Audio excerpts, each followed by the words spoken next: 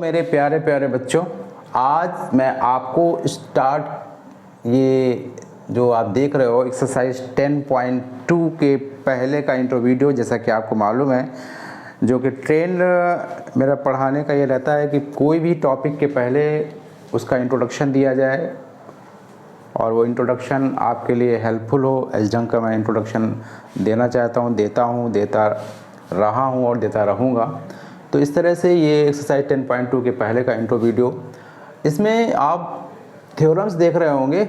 मैंने ये बाद में थ्योरम लिखी है 10.2 एक्सरसाइज, जो कि आपके एनसीईआरटी में 10.2 थ्योरम, ये एनसीईआरटी की थ्योरम है। The lengths of tangent drawn from an external point to a circle are equal. और इसके बाद ये जो थ्योरम्स देख रहे हैं, ये आप पहले थ्योरम लिखी हुई देख रहे हैं। If two tangents are drawn from external point, then they subtend equal angles at the centre, and second they are equally inclined to the line segment joining the centre to that point. तो main theorem ये है, और इस main theorem को मैंने बाद में लिखा है। और ये जो थ्योरम्स हैं, ये एक तरह से देखा जाए इसी थ्योरम के रिजल्ट्स हैं। तो आप अगर इस थ्योरम को समझ गए, इस थ्योरम को अगर आपने कर लिया, तो इसी थ्योरम से आप ये दोनों रिजल्ट्स, जो कि ये थ्योरम ही है, दोनों थ्योरम्स आप शो कर सकते हैं, प्रूव कर सकते हैं। तो पहले आपको मैं बना देता हूँ एक सर्कल। तो ये सर्कल, एक रफ डायग्राम आप देख रहे होगे, एक सर्कल मैंने बनाया। ये सर्कल है, और इस सर्कल पर, ठीक है, इस सर्कल पर ये एक्सटर्नल पॉइंट मैंने लिया। यहाँ पर सर्कल पर नहीं, सर्कल के बाहर, सर्कल के बाहर, ठीक है ना। और यहाँ से मैंने ये टेंजेंट्स ड्रॉ की, ये, ठीक है, ये टेंजेंट्स मैंने ड्रॉ किया, और एक टेंजेंट्स ये ड्रॉ किया, ठीक है ना। ये टेंजेंट ड्रॉ किया। ये सपोज मैंने ले लिया P पॉइंट, और ये पॉइंट ऑफ कांटेक्ट A के साथ में, और ये ले लिया B। यहाँ पर मैंने ले लिया सेंटर सर्किल का, और यहाँ से मैंने इसको ज्वाइन कराया, और यहाँ से मैंने ये ज्वाइन कराया, ठीक है ना। ये ज्वाइन करा दिया, ठीक है, ये ज्वाइन करा दिया। चलो भाई, जैसा कि आपको मालूम है कि radius is perpendicular to the tangent through point of contact, तो ये 90 होंगे, ठीक है। यहाँ से ये ज्वाइन करा दिया एक लाइन, ये ज्वाइन करा दिया, ठीक है। अच्छा, अब गिवन यहाँ लिखेंगे क्या, क्योंकि प्रूव आप ऐसे ही करते हो ना। Given to tangents, given a circle with centre O, with centre O, to tangents AP and BP, है ना। To tangents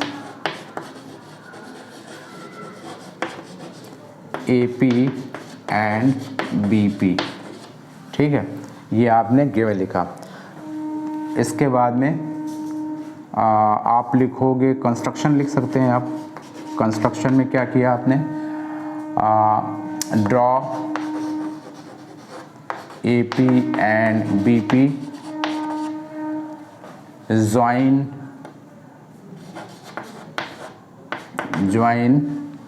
OA OB and OP, join OA OB and OP, clear. To prove में क्या लिखेंगे, AP is equal BP, AP is equal BP। तो अब इसके बाद में यहाँ पर हम लिखेंगे प्रूफ। ध्यान दीजिए भाई, ये आपकी आ रहा है सॉल्यूशन इस थ्योरम का कैसे करेंगे। तो ध्यान दीजिए, ये दो ट्रायंगल्स आप देख रहे हो कि इन दोनों ट्रायंगल्स को हमें कॉन्ग्रुएंट प्रूव करना है।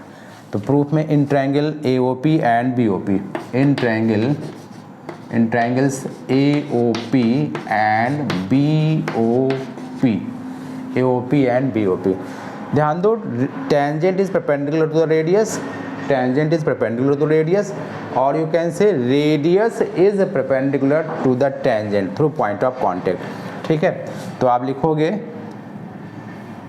OA इज इक्वल OB लिख देते हैं पहले, क्यों, यहाँ लिखेंगे radii of the circle, radii of the circle. ठीक है, OA इज इक्वल OB हो गया, OP कॉमन, OP कॉमन हो गया। ठीक है, और angle OAP is equal angle OBP, angle OAP is equal angle OBP। ठीक है, यहाँ लिख सकते हैं आप, ईच 90 भी लिख सकते हैं आप, है ना, ईच 90 भी लिख सकते हैं, या radius is perpendicular to the tangent through point of contact. ठीक है, ये हो गया, या ईच 90 भी लिख सकते हो। अब जरा ध्यान दो, यहाँ पर क्या क्राइटेरिया बनेगा, क्राइटेरिया क्या बनेगा, ये हो गया 90, ये हो गया राइट एंगल हाइपोटेन्यूज और side RHS by RHS criteria, by RHS criteria, by RHS criteria. ठीक है, राइट एंगल हो गया, हाइपोटेन्यूज हो गया और साइड हो गई, तो क्या लिखेंगे, एंगल OAP, ट्रायंगल पहले लिखेंगे, triangle AOP is congruent to triangle OA, अच्छा मैंने AOP लिख दिया है, तो फिर अब BOP लिखेंगे, AOP तो फिर लिखेंगे BOP, ट्रायंगल BOP। बात समझ में आ गई। अगर आप लिखते OAP तो फिर आपको लिखना होता OBP, क्योंकि जैसे जिस वर्टेक्स में आपने लिया है उसी ऑर्डर में आपको सेकंड ट्रायंगल में भी लेना है, दूसरे ट्रायंगल में भी। मैंने लिखा पहले AOP, तो फिर आप लिखेंगे BOP, और यहाँ से CPCT से ध्यान दीजिए, CPCT से क्या जाएगा, AP इज इक्वल BP आ जाएगा, CPCT corresponding parts of congruent triangles. बात आपको समझ में आ गई, बहुत आसान और इम्पॉर्टेंट थ्योरम। ये जो ब्लैक बोर्ड में आप देख रहे होगे, ये जो 3 थ्योरम हैं, तीनों थ्योरम्स बहुत इंपॉर्टेंट हैं और ये बोर्ड एग्जाम में आती रहती हैं।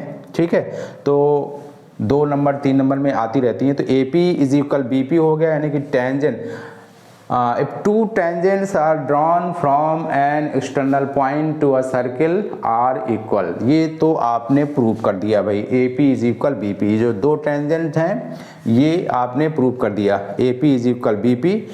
और अब इसके बाद में अब इस थ्योरम पर आते हैं, they subtend, they means tangent subtend equal angles at the centre, tangent subtend equal angles at the centre, यानी ये जो एंगल है ना ये इक्वल है, tangents subtend equal angles at the centre. यानी हमें क्या प्रूव करना है, हमें प्रूव करना है angle AOP is equal angle BOP, तो यहीं से प्रूव हो जाएगा। ठीक है, इस थ्योरम का रिजल्ट, इस थ्योरम का जो रिजल्ट है वो आप समझिए, ये मैंने तो मेन थ्योरम ये 10.2 थ्योरम है मैंने प्रूव कर दिया, यहाँ पर टेंजेंट्स मैंने आपको इक्वल शो करा दिए भाई, AP इज इक्वल BP होगा या PA इज इक्वल PB हो जाएगा, कैसे भी आप कर दीजिए, PA इज इक्वल PB हो जाएगा या AP इज इक्वल BP, एक ही बात है। और अब इसके बाद में इसी थ्योरम पर जो बेस्ड जो थ्योरम्स आप 2 देख रहे हो, दे सबटेंड, यानी कि if 2 tangents are drawn from an external point, यहाँ पर वही देख रहे हैं, इफ 2 टेंजेंट्स, यानी जो 2 टेंजेंट्स हैं ड्रॉ हुए हैं एक्सटर्नल पॉइंट से, देन दे सबटेंड, दे मतलब वही tangents, they subtend equal angles at the centre, यानी कि टेंजेंट जो है इक्वल एंगल सबटेंड करते हैं सेंटर पर, यानी हमें प्रूव करना है angle AOP is equal angle BOP।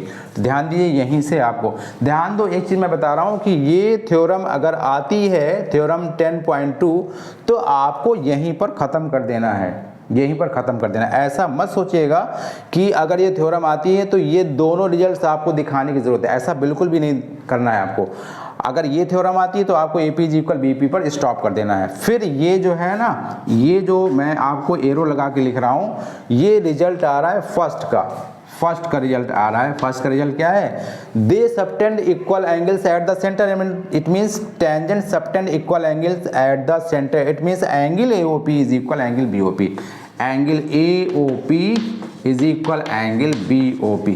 तो ध्यान दो, अगर ये थ्योरम नहीं आती है, 10.2 थ्योरम नहीं आती है, और अगर केवल यही थ्योरम आ जाती है, if two tangents are drawn from an external point then they subtend equal angles at the centre, तब आपको यहां तक करना ही करना है, और AP is equal BP show करने की जरूरत नहीं है, फिर आपको शो करने की जरूरत है angle AOP is equal angle BOP, ठीक है। और फिर इसके बाद में अगर ये नहीं आती है, subtend equal angle at the centre वाला नहीं आता है, ये आता है they are equally inclined, they भी आया है किसके लिए? टेंजेंट्स के लिए। Tangents are equally inclined to the line segment joining the centre to that point, यानी कि टेंजेंट्स जो हैं वो इक्वली इनक्लाइंड है टू दैट लाइन सेगमेंट, यानी इस लाइन सेगमेंट पर इक्वली इंक्लाइंड है जो ज्वाइनिंग कर रही है सेंटर टू दैट पॉइंट, यानी एक्सटर्नल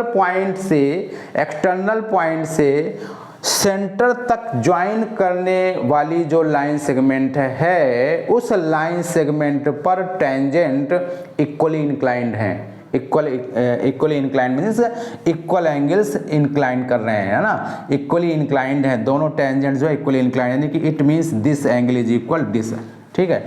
तो हमें angle APO is equal angle BPO करना है प्रूव इस थ्योरम के लिए। तो मैं आपको एरो लगा करके सेकंड का रिजल्ट लिख रहा हूं, angle APO is equal angle BPO। तो ध्यान दो, angle APO is equal angle BPO कर दीजिए, angle APO is equal angle BPO।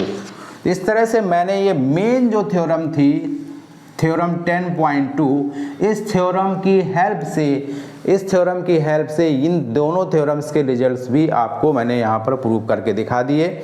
मैंने इतना फिर से बता दिया है, पहले बताया, मैं फिर से बता देना चाहता हूँ कि अगर ये थ्योरम इतनी आती है तो आपको AP इज इक्वल BP ही दिखाना, यहीं पर आप लिख देंगे हैंस प्रूव्ड, यहीं पर आप लिख देंगे हैंस प्रूव्ड। और अगर ये नहीं आती है, ये अगर आ जाती है दे सबटेंड, यानी कि टू टेंजेंट्स ये स्टैंड बिंडर आता है और they subtend equal angles at the centre आता है, इट मींस आपको ये रिजल्ट दिखाने की जरूरत नहीं है AP इज इक्वल BP, आपको इतना यहाँ तक प्रूव करना है triangle AOP is congruent to BOP, और फिर इसके बाद डायरेक्ट ये दिखा दीजिए एंगल AOP यानी सेंटर पर इक्वल एंगल सबटेंड कर रहे हैं टेंजेंट्स, ये आपको angle AOP is equal angle BOP लगा करके और यहाँ पर आप हैंस प्रूव लिख देंगे, ठीक है, हैंस प्रूव लिख देंगे। और फिर अगर ये नहीं आता है, अगर ये आता है कि tangents are equally inclined to that line segment joining the centre to that point, अगर ये केवल आ जाती है तो आपको इतना लिखकर, इतना यानी यहाँ तक आप करेंगे triangle AOP is congruent to triangle BOP, और फिर इसके बाद में डायरेक्ट इसे CPCT, ये सारे जो रिजल्ट्स आए CPCT से आए, CPCT लिखते हुए, और फिर यानी कि आपने ट्रायंगल्स कॉन्ग्रुएंट शो किए, इसके बाद ये भी जो रिजल्ट है वो भी CPCT लिखेंगे, आप ये भी CPCT लिखेंगे, ठीक है, और ये भी CPCT लिखेंगे, और बाद में इसको हैंस प्रूव भी लिख देंगे। तो मैंने काफ़ी कुछ आपको समझा दिया, और ये बहुत इंपॉर्टेंट थ्योरम्स थी, और ये 10.2 एक्सरसाइज के पहले का थ्योरम्स हैं, और अब इसके बाद में कुछ और इम्पॉर्टेंट एग्जाम्पल्स हैं, उनको मैं देखूंगा, कराता हूँ, है इसके बाद में फिर 10.2 एक्सरसाइज पर आता हूँ, ठीक है। तो please pause video. Example number 1 exercise 10.2 के पहले का इंट्रो, आप जैसा कि स्टार्टिंग से आपको मैंने थ्योरम बताई, और इसके बाद में एग्जाम्पल नंबर 1 ये NCERT का एग्जाम्पल 1 है, और इसके बाद में एग्जाम्पल नंबर 2 और 3 भी है, और इसके बाद में एक्सरसाइज 10.2 पर आते हैं। तो जो एग्जाम्पल नंबर 1 है, prove that in two concentric circles, concentric circles मतलब होता है हैविंग सेम सेंटर, यानी कि 2 सर्कल्स ऐसे हों जिनका कि सेंटर सेम हो, वो are known as concentric circle. तो पहले मैं सर्कल बना देता हूँ,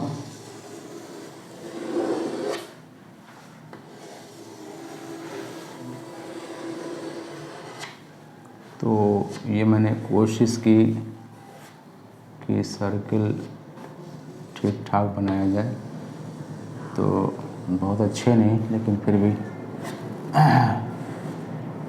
आपको एक्सप्लेन करने के लिए सफिशेंट है। देखिए कंसेंट्रिक सर्कल है, यानी इनका सेंटर O ले लेते हैं, ठीक है, O सेंटर हो गया, सेंटर O है। Prove that in two concentric circle the chord of larger circle, chord of larger circle which touches the smaller circle, यानी कि कॉर्ड लार्जर सर्किल का हमें ड्रॉ करना है जो कि स्मॉलर सर्किल को टच कर रही है। चलो भाई, यानी कि ये जो कॉर्ड आप देख रहे हो, सपोज ये कॉर्ड ए बी है और ये स्मॉलर सर्किल को तो टच कर रही है, लेकिन ये लार्जर सर्किल के लिए क्या है, कॉर्ड है। लार्जर सर्किल के लिए कॉर्ड है और स्मॉलर सर्किल को टच कर रही है। इट मीन्स क्या कर सकते हो, ये टेंजेंट है। किसके लिए, स्मॉलर सर्किल के लिए टेंजेंट है और ये लार्जर सर्किल के लिए कॉर्ड है। फिर आगे देखते हैं, is bisected at the point of contact, यानी कि prove that in two concentric circles the chord of larger circle which touches the smaller circle. तो कॉर्ड ऑफ लार्जर सर्किल ऐसे देखेंगे, chord of larger circle is bisected at the point of contact. तो यहाँ पर हम जो है इसको एक रेडियस ड्रॉ कर देते हैं, ठीक है। ये यहाँ पर कोई पॉइंट ले लिया, मान लीजिए सपोज P ले लिया, P, ठीक है, P ले लिया। यानी हमें जो प्रूव करना है, आपको मालूम चल गया होगा, टू प्रूव। अब गिवन टू प्रूव और प्रूव, अब ये सारी हेडिंग्स आपको लिखनी है। प्रूव जो करना है AP इज इक्वल BP करना है। तो दो कंसेंट्रिक सर्किल हैं, हमें AP is equal BP prove करना है, ठीक है। तो ध्यान दो, क्या ध्यान दो कि जो रेडियस होती है वो परपेंडिकुलर होती है किस पर, टेंजेंट पर, ठीक है। तो ये थ्योरम कहती है ना, थ्योरम से अभी जस्ट मैंने इसके पहले थ्योरम से आपको प्रूव कराई है। तो tangent is perpendicular to the radius through point of contact, या radius is perpendicular to tangent through point of contact. इसका मतलब ये है कि जो OP है by theorem OP is perpendicular on AB, OP is perpendicular on AB, ठीक है। तो और एक थ्योरम और ध्यान करिए, आपको मैंने कराई थी, perpendicular drawn from centre of the circle to the chord bisect the chord. अगर कोई परपेंडिकुलर ड्रॉ किया जाता है सेंटर से कॉर्ड पर, तो वो परपेंडिकुलर कॉर्ड को बाइसेक्ट करता है। तो बस अब प्रूव हो गया, क्या बचा, ठीक है ना। We know also by theorem that perpendicular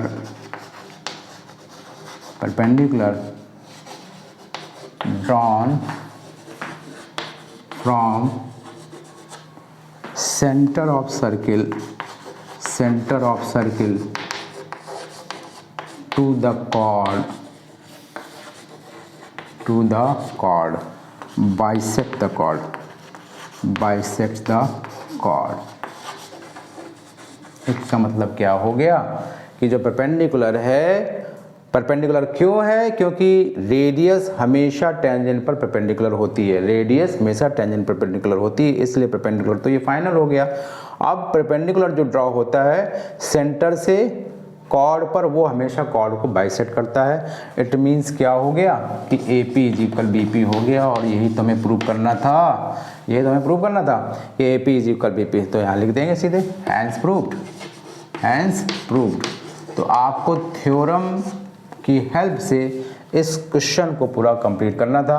concentric circle मतलब कि दोनों सर्किल, मान लीजिए ये C1 है एक सर्किल, यहाँ पर मान लीजिए C2 है एक सर्किल, दो सर्किल हैं और इन दोनों सर्किल की जो सेंटर है वो O है, सेम सेंटर है।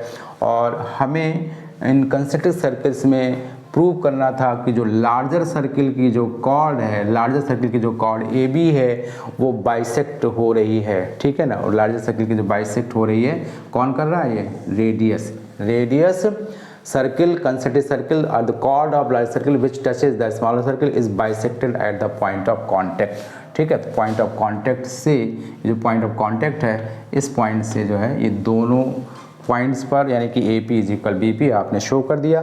और अब इसके बाद आपको कराते हैं एग्जाम्पल नंबर 2 और इसके बाद लास्ट एग्जाम्पल होगा 3rd।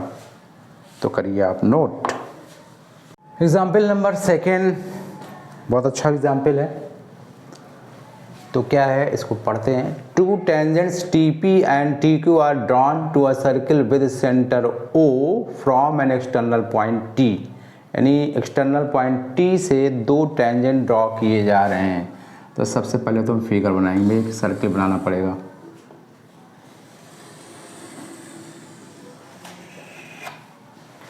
ठीक है, एक सर्किल बन गया मान लीजिए। ठीक है, अच्छा अब इस सर्किल पर एक्सटर्नल पॉइंट टी लिया, सर्किल पर नहीं, सर्किल के बाहर एक्सटर्नल पॉइंट टी लिया। Two tangents drawn T P and T Q, T P and T Q ले लिया भाई, चलो ले लिया। तो external point T, two tangents T P and T Q are drawn to a circle with centre O, centre O ले लिया भाई, चलो centre O from an external point T, prove that P T Q, P तो P तो मैंने बनाया ही नहीं और क्यू हो गया। ठीक है, पी टी क्यू, तो पी टी क्यू है ना, ऐसे मैंने ले लिया। ठीक है, तो पी टी क्यू, पी नहीं एक मिनट रुको, T P and T Q ले लिया। ठीक है ना, T P and T Q, T P and T Q हो गया एंड मेरे सेंटर ओ हो गया from external point T, prove that P T Q, P T Q यानी ये एंगल हो गया P T Q, P T two O P Q, O P Q, तो ओ पी क्यू हमें बनाना होगा। ओ पी क्यू कौन सा angle हुआ जा करके, यहाँ ये ओ पी क्यू ये हुआ जा करके ओ पी क्यू, तो ओ पी क्यू हमें इसके लिए बनाना होगा। ओ पी क्यू ऐसे, तो ओ पी क्यू जो एंगल होगा वो क्या होगा, ये वाला एंगल होगा। ध्यान देना भाई, ओ पी क्यू ये वाला एंगल होगा, ओ पी क्यू। ठीक है, ओ पी क्यू, क्योंकि ये जो एंगल है जो मैंने पहले बनाया था वो एंगल होगा O P T, O P T, और आपको मालूम है कि angle O P T 90 degree है। तो हमें ये प्रूव करना है भाई, हमें ये प्रूव करना है। और ये फिगर आप देख रहे हो, इसी फिगर पर हमको करना है ऑपरेशन। तो देखिए सॉल्यूशन देखिए या प्रूफ देख लीजिए। देखिए ध्यान से देखना हो, तो इसमें आपको मालूम है angle O P T, angle O P T is equal 90 degree है। ये भाई थ्योरम है भाई, बताने की जरूरत नहीं है। ठीक है, बताने की जरूरत नहीं है, ये थ्योरम से हो गया। एंगल ओ पी टी ये 90 डिग्री। अब ओ पी टी में दो एंगल्स हैं, एक तो है एंगल ओ पी क्यू, एक तो एंगल है ओ पी क्यू और एक एंगल है T P Q, T P Q. यानी कि हम कह सकते हैं कि जो एंगल ओ पी टी है, जो एंगल ओ पी टी है वो एंगल दो एंगल का सम है। ओ पी टी जो आप देख रहे होगे, ओ पी टी ये जो आप 90 देख रहे होगे, इसमें दो एंगल्स का सम इंक्लूडेड है, यानी दिस एंगल और प्लस दिस एंगल। ठीक है, तो आप इसको थीटा लेकर के भी जैसे कर सकते हैं सॉल्व। कैसे सॉल्व कर सकते हैं, अगर आपने, चलो ओ पी टी को मैं लिख रहा हूँ, ओ पी टी की जगह पर आप क्या लिख सकते हैं, ओ पी टी की जगह पर हम लिख सकते हैं angle O P Q plus angle T P Q. Check करो, O P Q plus angle T P Q, और ये एंगल इक्वल किसके होगा, एंगल ओ पी टी के, जो कि इक्वल 90 डिग्री के इक्वल है। यानी O P Q plus T P Q ये 90 डिग्री है। ध्यान दो, इसके बाद में क्या ध्यान देना है, टी पी और टी क्यू तो इक्वल है। क्यों, क्योंकि आइसोसेलेस ट्रायंगल है। क्यों आइसोसेलेस ट्रायंगल है, क्यों इक्वल है, अभी भी आपने थ्योरम प्रूव किया है।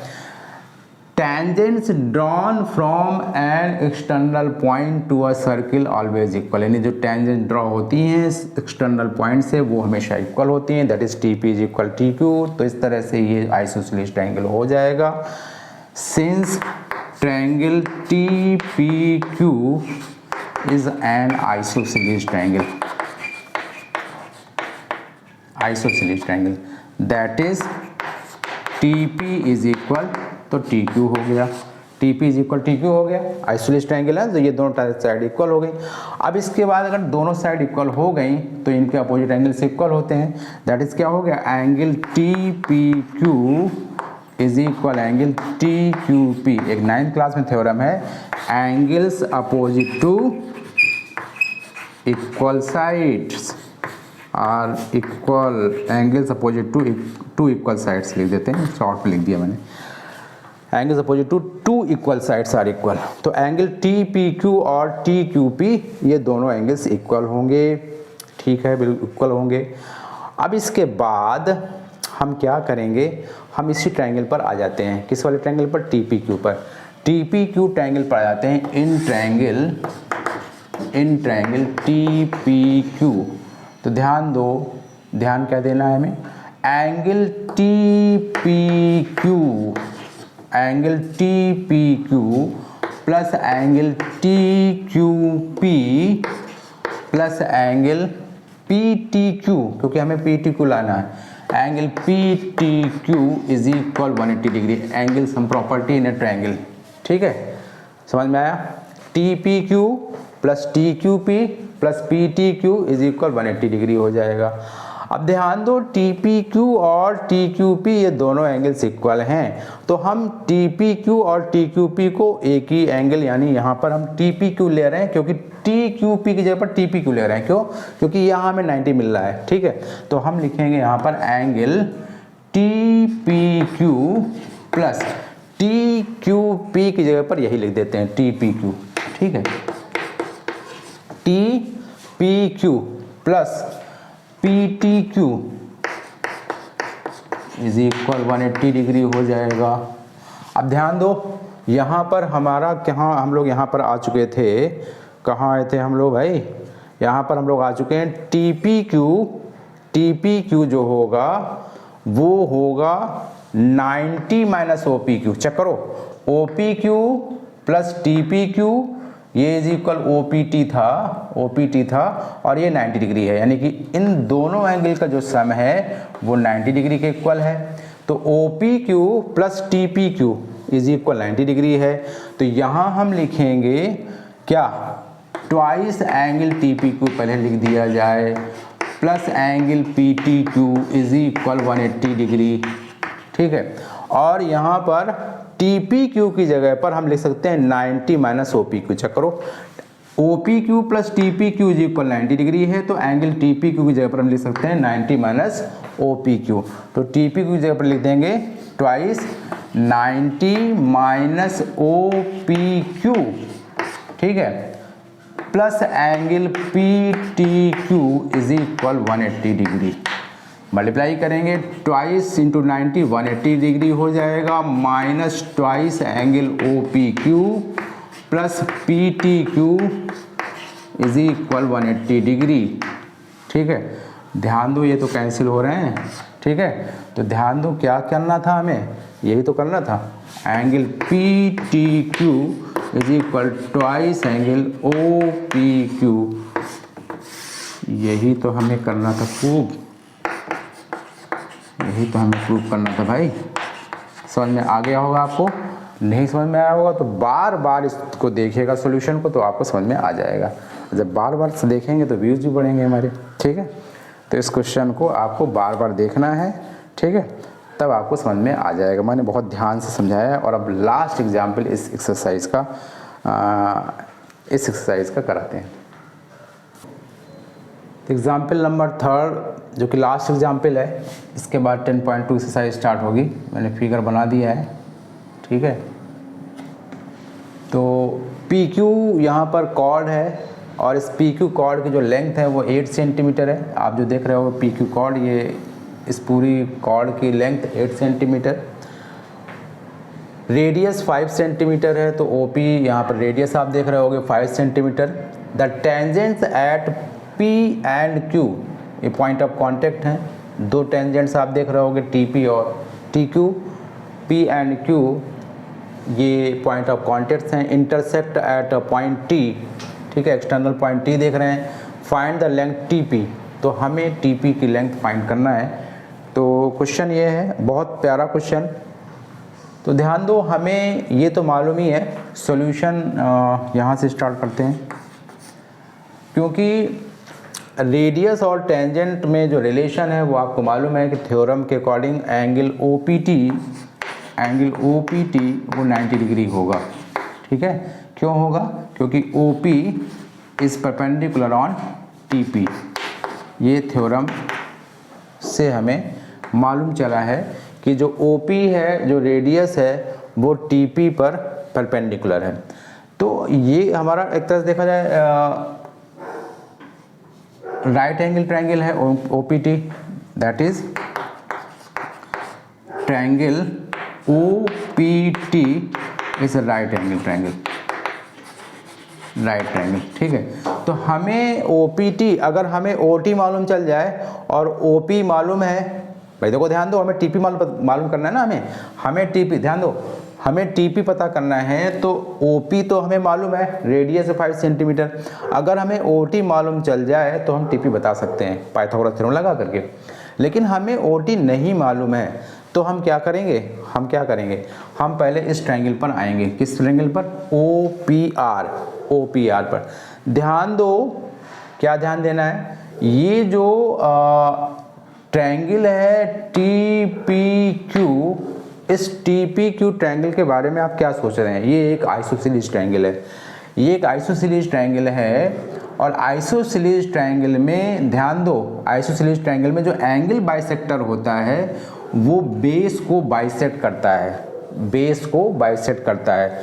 यानी कि जो PR है और RQ ये दोनों इक्वल होंगे, PR और RQ दोनों इक्वल होंगे। और आपको मालूम है, बताया गया है कि जो PQ है वो 8 सेंटीमीटर है। तो इस तरह से PR जो होगा वो 4 सेंटीमीटर हो जाएगा और ये भी 4 सेंटीमीटर हो जाएगा। ध्यान दो, कोई भी अगर आइसोसेलेस ट्रायंगल है, और अगर एंगल बाइसेक्टर है तो बेस को क्या करेगा? बाइसेक्ट करता है, बेस को बाइसेक्ट करेगा, ठीक है। ये दोनों एंगल्स इक्वल हैं और ये दोनों साइड भी इक्वल हैं, ठीक है, ये दोनों साइड इक्वल हैं, तो ये बेस को बाइसेक्ट करेगा, ठीक है। किससे? क्राइटेरिया से, साइड एंगल साइड से, साइड एंगल साइड से बेस को बाइसेक्ट करेगा। CPCT से निकल आएगा रिजल्ट। तो इस तरह से ये जो TPQ है, इसमें TP और TQ आपको मालूम है, TP और TQ इक्वल होते हैं। और TP और TQ इक्वल होने से ये TPQ जो है आइसोसेलेस ट्रायंगल हो गया और TPQ आइसोसेलेस ट्रायंगल है, इसलिए ये जो TO है ये एंगल बाइसेक्टर है। एंगल बाइसेक्टर होने के नाते ये PR और QR इक्वल हो जाएगा। और ये TO क्या है? एंगल बाइसेक्टर है। और ध्यान दो, ये जो होगा परपेंडिकुलर, अगर इसमें जो है ना कोई भी दो साइड, अगर जो है if a line divides a chord, convert say, if a line divides a chord in 2 equal parts then that line will be a perpendicular line. अगर कोई लाइन कॉर्ड को बाइसेक्ट कर रही है, अगर कोई एक लाइन आप देख रहे हो, एक ओर से एक लाइन चली है, अगर कोई एक लाइन कॉर्ड को बाइसेक्ट कर रही है, आपने देखा कि कॉर्ड जो PQ है वो 4 सेंटीमीटर की हो चुकी है। If a line divides a chord in 2 equal parts then that line will be perpendicular line segment, ठीक है। तो इस तरह से ये एक फाइनली परपेंडिकुलर हो गई, ठीक है, फाइनली परपेंडिकुलर हो गई। यहाँ पर मैं लिख रहा हूँ TPQ राइट एंगल हो गया and TPQ triangle TPQ is an isosceles. जितना मैंने बोला है उसको मैं कोशिश कर रहा हूँ लिख भी दूँ थोड़ा। TPQ an isosceles triangle and here OT या TO इज एंगल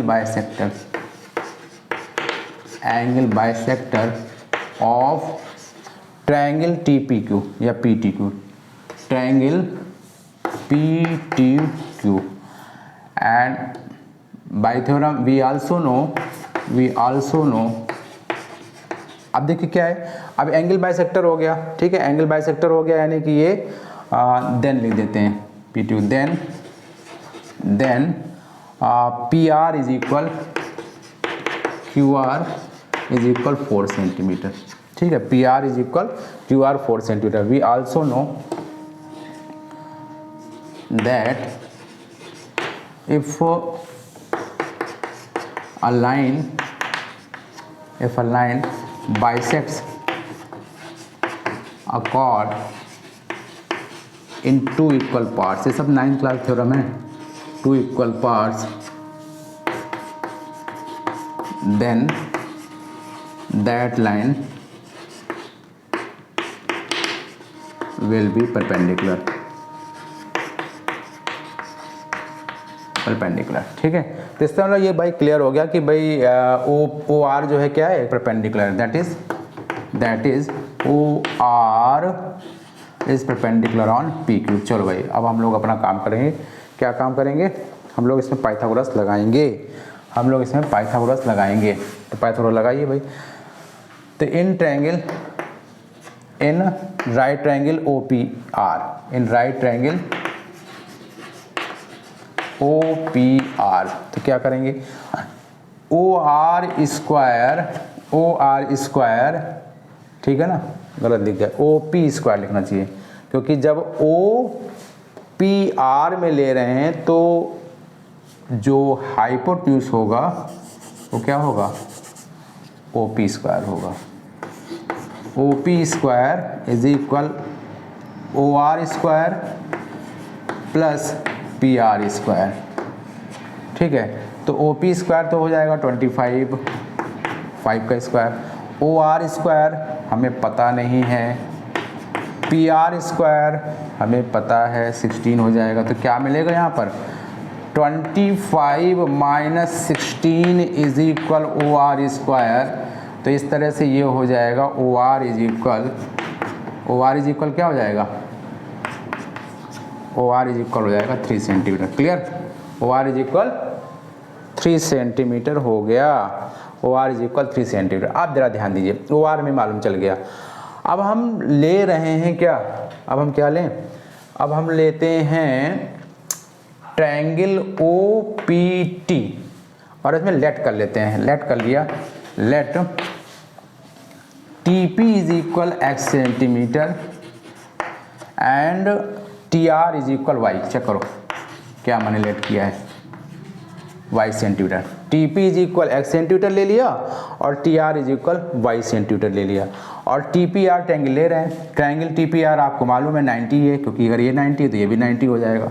तो इन ट्रायंगल राइट ट्रायंगल है TPR,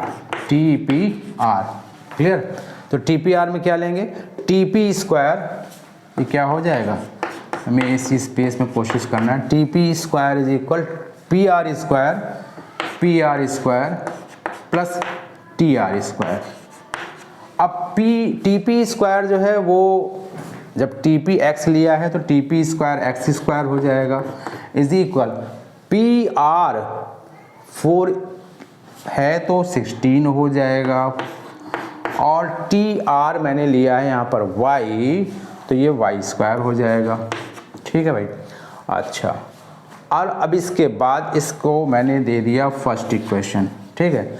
now in triangle TPO, अब OPT ट्रायंगल में लेते हैं, इन ट्रायंगल्स OPT, ये भी राइट ट्रायंगल है, ये भी राइट ट्रायंगल है, चेक करो, इन राइट ट्रायंगल OPT, तो क्या होगा, TP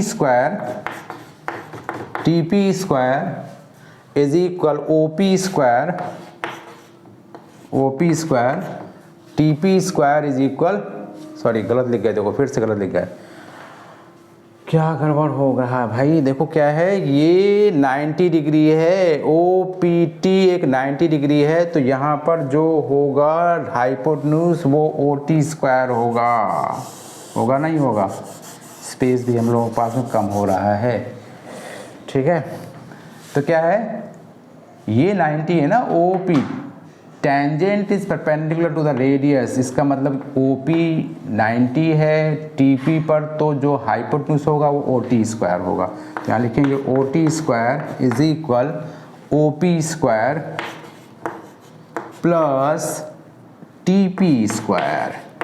ठीक, तो OT स्क्वायर क्या है, अब देखो क्या है, हमें TR तो लेट कर लिया है y सेंटीमीटर, और OT में क्या है TR प्लस RO है, और OR हमने यहाँ निकाल लिया है 3 सेंटीमीटर। तो हम OT को क्या लिखेंगे y प्लस 3 सेंटीमीटर। OT को क्या लिखेंगे y, तो अज्यूमिंग की है, यहाँ देखिए TR मैंने लिखा हुआ है कॉर्नर पर, TR y है और OR क्या है 3 सेंटीमीटर है।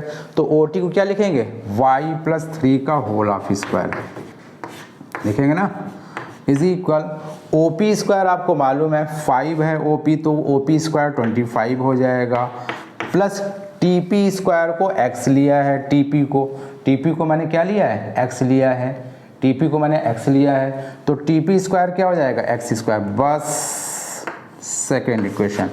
अब हमारे पास ये 2 इक्वेशन आ गए हैं, बहुत ही आराम के साथ में अभी क्वेश्चन सॉल्व होगा। ठीक है, इसे क्या करेंगे हम थोड़ा सा एक्सपेंड करेंगे, तो क्या हो जाएगा ये y square plus 9 plus 6y is equal 25 plus x square.